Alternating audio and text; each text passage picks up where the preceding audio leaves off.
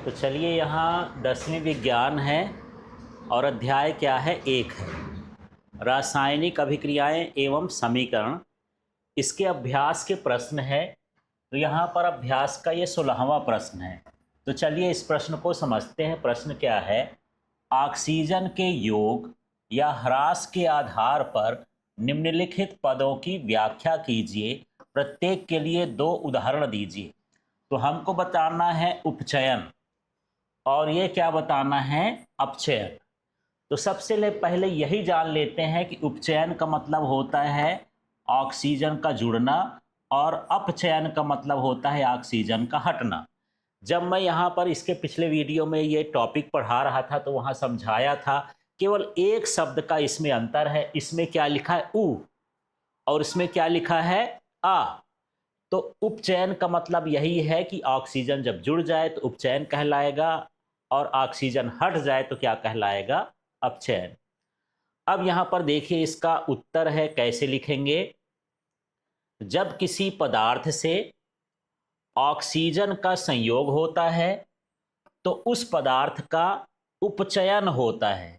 किसी पदार्थ में ऑक्सीजन संयोग हो जाए, जुड़ जाए, तो उसे हम क्या बोलेंगे कि ये क्या हो गया, उपचयन।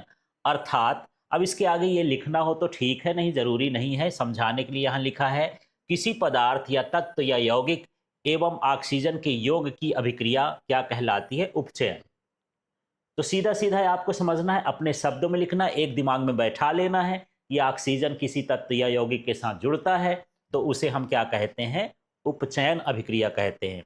जैसे सिंपल सा छोटा छोटा उदाहरण लिखा है, ये कार्बन है, कोयला समझ सकते हो, और ये ऑक्सीजन है। जब ये दोनों रिएक्शन करते हैं माने आपस में दहन होता है, जलते हैं, तो क्या बना, ये कार्बन डाइऑक्साइड बना। तो ये कार्बन के साथ ऑक्सीजन क्या हो गया, जुड़ गया ना, ऑक्सीजन जुड़ गया, इसलिए ये क्या कहलाया, अपचयन की उपचयन, उपचयन। ऑक्सीकरण भी बोलते हैं इसको, क्या बोलते हैं, ऑक्सीकरण। फिर यहाँ पर देख लेते हैं, ये मैग्नीशियम है और ये ऑक्सीजन के साथ इसका दहन कराते हैं, जलाते हैं, तो ये बनता है मैग्नीशियम ऑक्साइड। फिर इसको संतुलित भी कर देते हैं। तो यहाँ पर भी देख रहे हैं कि मैग्नीशियम के साथ ऑक्सीजन जुड़ गया, ये भी कौन सी अभिक्रिया कहला गई, उपचयन। कंफ्यूजन में मत रहना, ऑक्सीजन का जुड़ना क्या कहलाया, उपचयन कहला गया। इस तरह से ऑक्सीजन के आधार पर हमको इसमें बताना था। अब इसका दूसरा भाग हम देखते हैं और ये प्रश्न कौन सा है, अपचयन का।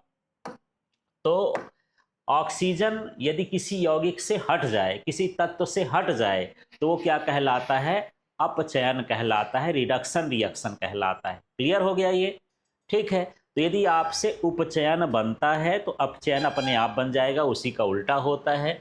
जैसे जब किसी पदार्थ से ऑक्सीजन का ह्रास होता है, ह्रास का मतलब कमी होती है या हटती है, तो पदार्थ का क्या होता है, अपचयन होता है। यह O2 ह्रास की अभिक्रिया अपचयन कहलाती है। तो अपने शब्दों में लिखो, ज़्यादा बड़ा नहीं लिखो। आपको ये समझना है कि जब किसी यौगिक से या तत्व से ऑक्सीजन का ह्रास होता है, ऑक्सीजन की कमी होती है, ऑक्सीजन हटता है, तो उसे क्या कहा जाता है, अपचयन या रिडक्शन अभिक्रिया कहलाता है। अब यहाँ पर उदाहरण देख सकते हो, जैसे ये ZNO है, जिंक ऑक्साइड है, और हम रिएक्शन किससे कर रहे हैं, कार्बन से। इसके साथ जब हम गर्म करते हैं तो यहाँ जिंक अलग हो गया, लेकिन कार्बन के साथ ऑक्सीजन जुड़ गया। तो यहाँ ऑक्सीजन जुड़ गया तो ये क्या कहलाया, उपचयन। लेकिन जिंक के साथ ऑक्सीजन हट गया तो ये क्या कहलाया, अपचयन। इसमें दोनों अभिक्रिया है, तो यहाँ पर आपको बताना भी पड़ेगा कि जिंक का क्या हुआ, यहाँ पर अपचयन हुआ, ठीक है। अब यहाँ पर देख लेते हैं, ये कॉपर ऑक्साइड है, ये हाइड्रोजन है, जब क्रिया करता है तो कॉपर से ऑक्सीजन हट गया, तो कॉपर का क्या हो गया, अपचयन। जिससे ऑक्सीजन हट जाए वो अभिक्रिया क्या कहलाती है, अपचयन कहलाती। इस तरह से हो जाता है, ठीक है। तो ये वाला प्रश्न समझ में आ गया। अब दिमाग में सिंपल सा बना लो, उपचयन माने ऑक्सीजन का जुड़ना, और यहाँ पर अपचयन का मतलब होता है ऑक्सीजन हट जाना। अब यहाँ पर हम देख रहे हैं, अगला प्रश्न है 17वां प्रश्न।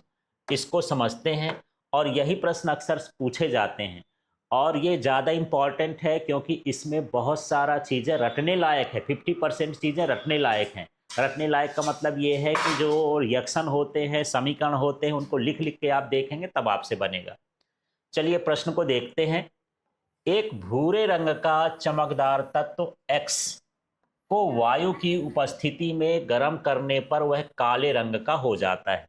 शुरू में किस रंग का है वो? ब्राउन कलर का, ठीक है। और गर्म करने पर वह क्या हो जाता है? काले रंग का हो जाता है। इस तत्व X को उस काले रंग के यौगिक का नाम बताइए। तो ये तत्व कौन सा है X वाला? ये होता है कॉपर। और जो काले रंग का यौगिक है वो है कॉपर ऑक्साइड, ठीक है। तो जब कॉपर को हम गर्म करते हैं तो कॉपर की और ऑक्सीजन की आपस में क्या हो जाती है? क्रिया। तो ये क्या बन जाता है? कॉपर ऑक्साइड बन जाता है। इस तरह से ये अभिक्रिया कहला गई। अभिक्रिया चाहे तो अभिक्रिया भी लिख सकते हैं। तो यहाँ पर X का मान क्या कहलाया? ये। और जो काले रंग का यौगिक है ये कहला गया, ठीक। इसके बाद यहाँ पर अगला प्रश्न है, उसको देखते हैं। ये प्रश्न है 18वां प्रश्न, देख लेते हैं। लोहे की वस्तुओं को हम पेंट क्यों करते हैं? है ना, उसके ऊपर पॉलिश चढ़ाई जाती है, पेंट की जाती है, ऐसा क्यों करते हैं? तो आप संक्षारण की चीज को बता सकते हो। लोहे की वस्तुओं को संक्षारण से बचाने के लिए। और संक्षारण समझते हैं कि जब कोई यौगिक या कोई धातु है तो जब वो नमी के संपर्क में आए, वायु के संपर्क में आए, अम्ल के संपर्क में आए, तो वह ऑक्साइड बनाता है, हाइड्रोक्साइड बनाता है और उसका क्षरण होने लगता है। धीरे धीरे वो समाप्त होने लगती है, नष्ट होने लगती है। इसी को संक्षारण कहते हैं। तो संक्षारण से बचाने के लिए लोहे के ऊपर हम क्या करते हैं? पेंट करते हैं, ताकि वो नमी और वायु के संपर्क में न आए। क्योंकि नमी और वायु मिलने पर लोहे में क्या हो जाता है? जंग लगती है। तो जंग से बचाने के लिए अपने शब्दों में लिख सकते हो, पेंट कराना है तो सीधे लोहे को जंग से बचाने के लिए पेंट कर देते हैं। तो नमी का और साथ में वायु का संपर्क नहीं होता है, ठीक है। इस तरह से इन सवालों को हमको करना है।